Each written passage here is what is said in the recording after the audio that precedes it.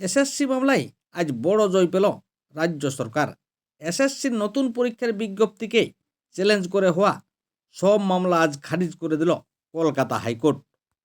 Supreme কোর্টের নির্দেশে 25,752 জনের শিক্ষক ও শিক্ষাকর্মীর চাকরি বাতিল হয়ে যায়। একই সঙ্গে সুপ্রিম কোর্ট নির্দেশ দিয়েছিল চাকরিহারা শিক্ষকদের নতুন করে নিয়োগ পরীক্ষায় বসতে হবে এবং পরীক্ষার ব্যবস্থা করতে হবে এসএসসিকে। তবে চিহ্নিত যোগ্যরা পরীক্ষায় অংশ নিতে পারবেন না। এরপর সুপ্রিম কোর্টের নির্দেশ মতো 2016 সালের চাকরিহারাদের নিয়োগ পরীক্ষার নতুন বিজ্ঞপ্তি প্রকাশ করেছিল এসএসসি। তবে নতুন ওই বিজ্ঞপ্তিতে কিছু বদলও আনা হয়েছিল, আর তা নিয়েই মামলা হয় হাইকোর্টে।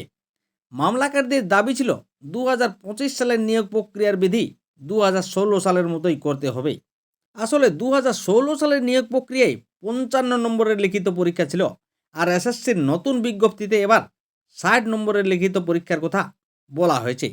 তাছাড়া শিক্ষাগত যোগ্যতার উপরে 35 নম্বরের পরিবর্তে রাখা হয়েছিল সর্বোচ্চ 10 নম্বর, এবং ইন্টারভিউর ক্ষেত্রে 10 নম্বর ও শিক্ষকতার অভিজ্ঞতার ক্ষেত্রে সর্বোচ্চ 10 নম্বর। তবে শুধু তাই নয়, 2025 সালের 1 জানুয়ারি হিসাবে যাদের বয়স সর্বোচ্চ 40 বছর তারাই নিয়োগের জন্য আবেদন জানাতে পারবেন বলে এসএসসির নতুন বিজ্ঞপ্তিতে জানিয়েছিল।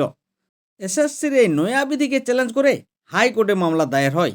এরপর গত সোমবার রাজ্য, কমিশন ও চাকরি প্রার্থী এই তিন পক্ষের বক্তব্য শুনে বিচারপতি সৌমন সেন এবং বিচারপতি স্মিতা দাসের ডিভিশন বেঞ্চ তবে ওই দিন স্থগিত রাখা হয় রায়দান। আর আজ বুধবার এই মামলার রায়দান দিল হাইকোর্ট। বয়স এবং নম্বর ছাড় সংক্রান্ত নয়াবিধির চ্যালেঞ্জ মামলায় হস্তক্ষেপই করল না কলকাতা হাইকোর্ট। তবে সিঙ্গেল ও ডিভিশন বেঞ্চের নির্দেশ মোতাবেক পরীক্ষায় বসতে পারবে না চিহ্নিত যোগ্যরা।